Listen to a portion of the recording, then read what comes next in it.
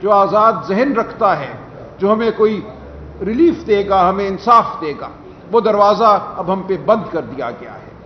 اب اگر میں اٹھا لیا جاتا ہوں، آپ اٹھا لیے جاتے ہیں، تو ہمارا حشر وہی ہوگا جو انتظار پنجھوتا کا ہوا، وہی خوفزدہ چہرہ، وہی پتھرائی ہوئی آنکھیں، وہی سہما ہوا وجود۔ تو کیا یہ ہے ہمارا مستقبل؟ کیا ہم پاکستانی اس لیے پاکستان میں ہیں؟ کیا اس ملک کا وجود اس لیے آیا تھا کہ آپ اور میں بھیڑ بکریوں کی سی زندگی گزاریں، چونٹیوں کی سی زندگی گزاریں؟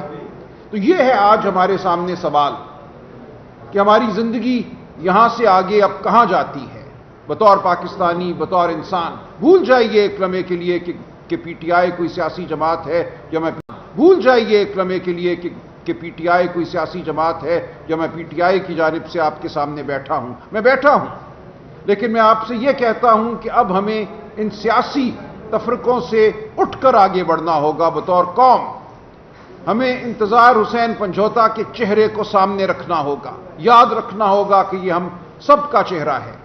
کل ہم میں سے کوئی بھی وہاں بیٹھا ہو سکتا ہے، لاچار، ہاتھ بندھے ہوئے، پاؤں بندھے ہوئے، کان سے خون بہتا ہوا۔ یہ ہے جو ہمیں بنا دیا گیا ہے آج۔ اور کل عدالت پہ حملہ کر کے سپریم کورٹ پہ حملہ کر کے ہمیں یہ کہا گیا ہے کہ ہماری اب کوئی وقت نہیں ہے، کوئی ادارہ اس ملک میں ایسا نہیں ہے جو طاقت کے خلاف کھڑا ہو سکے۔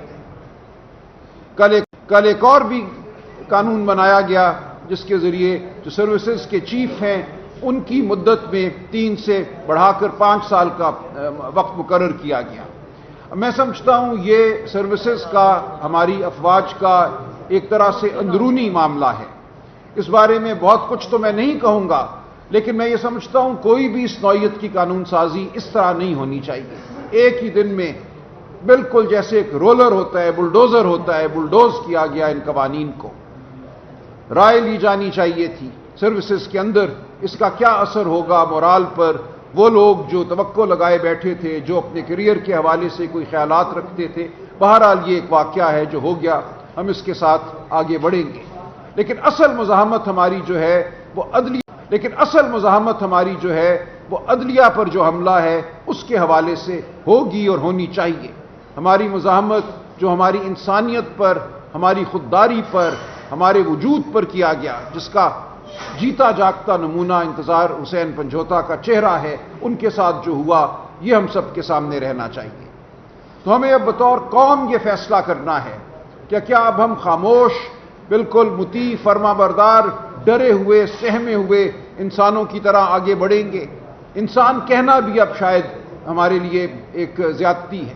کیا ہم انسان ہیں؟ کیا ہم کوئی وجود رکھتے ہیں، کوئی رائے رکھتے ہیں، کوئی عزت رکھتے ہیں، کوئی آزادی رکھتے ہیں اس ملک میں، یا ہم ایک محکوم قوم ہیں؟ یہ ہمیں فیصلہ کرنا ہے۔ عمران خان سے آج ہمیں یہ کہا جا رہا ہے کہ عمران خان کو اب کسی فوجی عدالت سے سزا دلوائی جائے گی، سزائے موت دلوائی جائے گی۔ حکومت کے مقتدرہ کے نکارچی آج یہ کہہ رہے ہیں، آج آپ جا کے دیکھیے، میڈیا کو دیکھیے، یہ اعلان کیا جا رہا ہے۔ آپ کو یہ کہا جا رہا ہے کہ ایک لیڈر جس پہ آپ نے اعتماد کیا، جس کو آپ نے ووٹ دیا 8 فروری کو، جس ووٹ کو پامال کیا گیا، دھاندلی کی گئی، جو لوگ آپ نے منتخب کیے تھے ان کو منتخب ایوانوں میں جانے نہیں دیا گیا، اب اس فراڈ کی بنیاد پر قانون سازی کی جا رہی ہے، اور اس قانون سازی کے ذریعے عدالت کی طاقت چھین لی گئی ہے، اور اب یہ کہا جاتا ہے کہ تم سب انتظار حسین پنجھوتا ہو، اور عمران خان کے ساتھ ہم عبرت کا کام کریں گے، ہم اس کو عبرت کا نشان بنائیں گے۔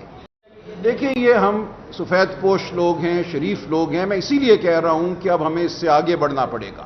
لوگوں نے باہر آ کر ووٹ دیا اس دن، میرے ساتھ بچے تھے جو پہلی بار زندگی میں ووٹ دے رہے تھے، 18-19 سال کے، روئے ہاتھ پکڑ کر ووٹ دیتے وقت، انہوں نے کہا کہ ہماری اس امانت کا اپنے مان رکھنا ہے، خیال رکھنا ہے، اور جب ان کی امانت چھین لی گئی ان سے تو وہ میرے پاس آئے، روئے۔ میں اب آپ سب کو اسی لیے ان کی طرف سے یہ دعوت دے رہا ہوں کہ ہمیں اٹھنا ہوگا، کھڑا ہونا ہوگا۔ بالکل ڈاکہ ڈالا گیا ہمارے ووٹ پر، صرف اس حلقے میں نہیں، پورے پاکستان میں یہ ہوا۔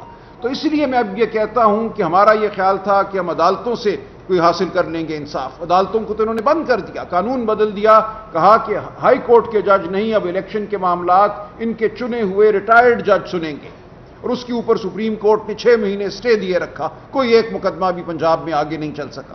تو پورا سسٹم ہمارے خلاف کھڑا ہے. پورے